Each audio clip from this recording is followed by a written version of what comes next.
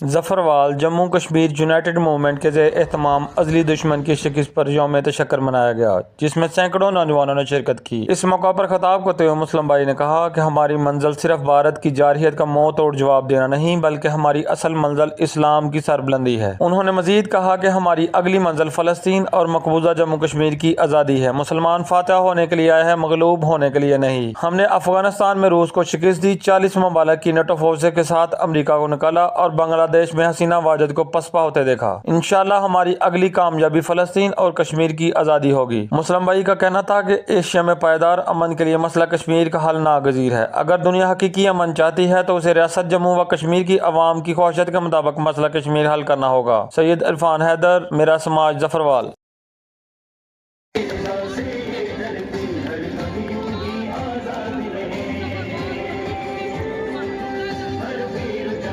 दिल एक जा, हर फर्द आबादी